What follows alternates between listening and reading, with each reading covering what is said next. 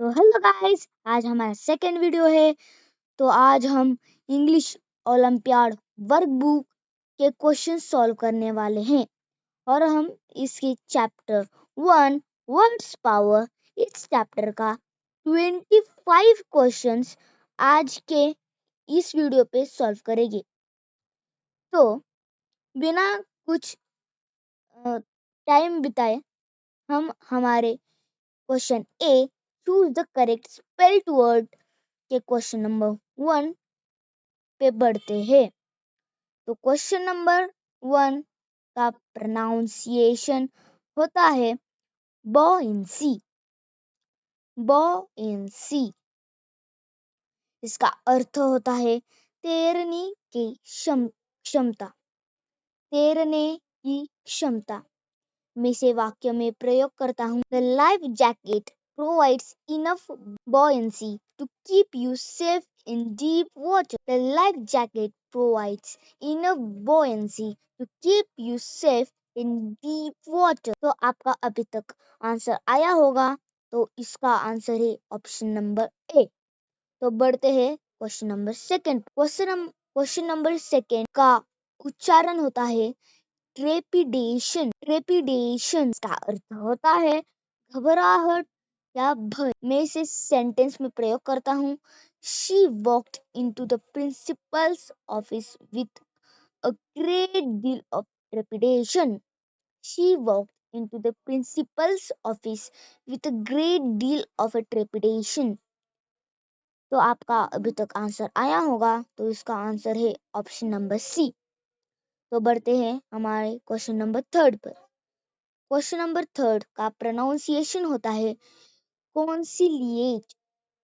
कॉन्सिलिएट इसका अर्थ होता है शांत करना या मनाना। शांत करना या मनाना। मैं इसे वाक्य में प्रयोग करता हूँ। Manager tried to conciliate the unhappy customer with a full refund. The manager tried to conciliate the unhappy customer with a full refund. तो अभी तक आपका आंसर आया होगा, तो इसका आंसर है ऑप्शन नंबर बी conciliate. तो बढ़ते हैं हमारे अगले क्वेश्चन पर, क्वेश्चन नंबर 4। तो क्वेश्चन नंबर 4 का उच्चारण होता है डेमगोग। डेमगोग तो इसका अर्थ होता है भावनाओं को भड़काने वाला नेता। भावनाओं को भड़काने वाला नेता। तो मैं इसे एक सेंटेंस में प्रयोग करके बताता हूँ। The speaker was accused of being a demagogue who stirred up anger in the crowd. Speaker was accused of being a demagogue who stirred up anger in the crowd. तो बढ़ते हैं हमारे क्वेश्चन नंबर 5 पर। Question number 5 का तो बढ़ते हैं हमारे अगले क्वेश्चन पर, जो कि है क्वेश्चन नंबर 4। तो क्वेश्चन नंबर 4 का उच्चारण होता है डेमगोग। डेमगोग तो डेमगोग का अर्थ होता है भावनाओं को भड़काने वाला नेता। भावनाओं को भड़काने वाला नेता। मैं इसे सेंटेंस में प्रयोग करता हूँ। The speaker was accused of being a demagogue who stirred up anger in the crowd. The speaker was accused of being a demagogue who stirred up anger in the crowd.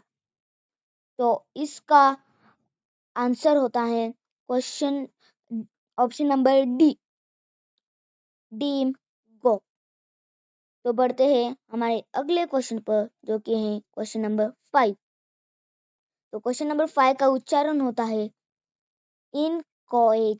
Inchoate inchoate inchoate इसका अर्थ होता है प्रारंभिक या अपरिपक्व अवस्था में। तो मैं इसे सेंटेंस में प्रयोग करता हूँ।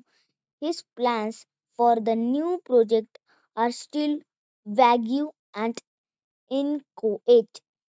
His plans for the new project are still vague and inchoate. inchoate। तो इसका आंसर है ऑप्शन नंबर 8, ऑप्शन नंबर ए, inchoate। तो बढ़ते हैं हमारे अगले क्वेश्चन पर, जिसका उच्चारण होता है ट्रक्यूलेंट। ट्रक्यूलेंट, इसका अर्थ होता है लड़ाकू या उग्र स्वभाव। लड़ाकू या उग्र स्वभाव। तो इसे मैं सेंटेंस में प्रयोग करता हूँ। The truculent teenager refused to listen to any rules today. The truculent teenager refused to listen to any rules today. तो इसका सही ऑप्शन होता है option number D, option number D. तो आगे बढ़ते हैं हमारे 7th क्वेश्चन पर, और 7th क्वेश्चन का उच्चारण होता है सैल्यूटेशन। Salutation, salutation. इसका अर्थ होता है अभिवादन या नमस्कार। अभिवादन या नमस्कार। मैं इसे सेंटेंस में प्रयोग करता हूँ। He raised his hat in a polite salutation as she walked past him. He raised his hat in a polite salutation as she walked past him. तो इसका सही ऑप्शन होता है ऑप्शन नंबर ए, सैल्यूटेशन। तो आगे बढ़ते हैं हमारे क्वेश्चन नंबर 8 पर। तो क्वेश्चन नंबर 8 का उच्चारण होता है पैम्फलेट। Pamphlet, pamphlet. इसका अर्थ होता है जानकारी देने वाली छोटी पुस्तिका। जानकारी देने वाली छोटी पुस्तिका। मैं इसे वाक्य में प्रयोग करता हूँ। Please read this informative pamphlet to learn more about our recycling programme. Please read this informative pamphlet to learn more about our recycling program. तो आगे बढ़ते हैं। तो इसका सही ऑप्शन होता है ऑप्शन नंबर बी, पैम्फलेट। तो आगे बढ़ते हैं हमारे 9th क्वेश्चन पर। तो 9th क्वेश्चन का उच्चारण होता है यूफेमिज्म। यूफेमिज्म। इसका अर्थ होता है कड़वी बात को कोमल शब्दों में कहना। कड़वी बात को कोमल शब्दों में कहना। मैं इसे वाक्य में प्रयोग करता हूँ। The phrase passed away is a common if we euphemism for the word died। तो इसका सही ऑप्शन होता है ऑप्शन नंबर बी।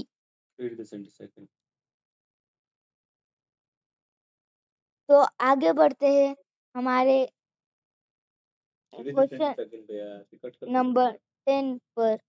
तो क्वेश्चन नंबर 10 होता है, इसका उच्चारण होता है क्वारंटीन। क्वारंटीन। इसका अर्थ होता है बीमारी फैलने से रोकने के लिए अलग थलग रखना। बीमारी फैलने से रोकने के लिए अलग थलग रखना। मैं इसे वाक्य में प्रयोग करता हूँ। The sick dog was kept in quarantine for 2 weeks at the clinic। The sick dog was kept in quarantine for 2 weeks at the clinic। तो बढ़ते हैं हमारे क्वेश्चन नंबर बी पर। तो क्वेश्चन नंबर बी है choose the correct homonym to fill in the blank. तो question number 11 का question होता है they will dash the ban as soon as their demands are accepted। They will dash the ban as soon as their demands are accepted। तो इसका answer होता है option number ए, lift. तो आगे बढ़ते हैं हमारे question number 12। I have seen a tiny mouse entering into a dash। Option number A, hole। Option number B, hole। Option number C, howl। Option number D, hell। तो इसका correct answer होता है option number ए, whole. तो आगे बढ़ते हैं हमारे question number 13 की तरफ। My father likes to walk in the park so that he can enjoy some fresh dash. Option number A, L. Option number B, air. Option number C, air. Option number D, hair. तो इसका सही उत्तर होता है option number B, air. तो आगे बढ़ते हैं हमारे क्वेश्चन नंबर 14 पर। क्वेश्चन नंबर 14 है, yesterday I went to the central market to dash a yellow dress from my farewell party. Option number A, buy. Option number B, buy. Option number C, buy. Option number D, bought. तो इसका सही उत्तर होता है option number C, buy। तो आगे बढ़ते हैं हमारे क्वेश्चन नंबर 15 पर। क्वेश्चन नंबर 15 है, a dash of some respective members was set to inquire about the robbery in our city. Option number A, council. Option number B, conciliation. Option number C, counsel. Option number D, councillor. तो इसका सही उत्तर होता है option number C, council. इसका अर्थ होता है परिषद या समिति। तो आगे बढ़ते हैं हमारे क्वेश्चन नंबर सी की तरफ। तो क्वेश्चन नंबर सी है, choose the correct one word substitution for the following. Question number 16, someone who eats too much is called a or an dash. Option number A, glutton. Option number B, fanatic. Option number C, expert. Option number D, novice. तो इसका सही सही option होता है option number ए, glutton. तो आगे बढ़ते हैं हमारे क्वेश्चन नंबर 17 की तरफ। तो क्वेश्चन नंबर 17 है, someone who can speak to languages is called an dash. तो इसका आंसर है ऑप्शन नंबर ए, bilingual. Option number B, lunatic. Option number C, indelible. Option number D, bohemian. तो इसका सही ऑप्शन है ऑप्शन नंबर ए, bilingual। तो आगे बढ़ते हैं प्रोनाउन्सिएशन गलत, हमारे आन्सर गलत, दोन्ही गलत। बायलिंगुअल असते, बीच्या नंतर तो गाइस पढ़ते हैं हमारे क्वेश्चन नंबर 17 की तरफ। तो क्वेश्चन नंबर 17 है, someone who can speak two languages is called a or an dash। Option number A, bilingual. Option B, lunatic. Option C, indelible. Option D, bohemian। तो इसका सही उत्तर है ऑप्शन नंबर ए, bilingual। तो बढ़ते हैं हमारे क्वेश्चन नंबर 18 की तरफ। तो क्वेश्चन नंबर 18 है, a group of worshippers is called a dash। Option number A, congregation। Option number B, school। Option number C, shoal। Option number D, voyage। तो इसका सही उत्तर है ऑप्शन नंबर ए, कॉन्ग्रीगेशन। तो बढ़ते हैं हमारे क्वेश्चन नंबर 19 की तरफ। तो क्वेश्चन नंबर 19 है, someone who does not express himself freely is called a और an dash. Option number A, vertebrate. Option number B, extrovert. Option number C, ambivert. Option number D, introvert. तो इसका सही उत्तर है option number D, introvert. तो बढ़ते हैं हमारे question number 20 की तरफ, जो कि है, समथिंग और someone that can't be corrected is called dash. Option number A, eligible. Option number B, ineligible. Option number C, inflammable. Option number D, incorrectable. तो इसका सही उत्तर है ऑप्शन नंबर डी, इनकरेक्टेबल। तो बढ़ते हैं हमारे अचीवर सेक्शन पर। तो अचीवर सेक्शन का पहला क्वेश्चन है, choose the correctly spelled word. Question number 21। तो क्वेश्चन नंबर 21 का उच्चारण होता है ब्यूरोक्रेसी। ब्यूरोक्रेसी। ब्यूरोक्रेसी।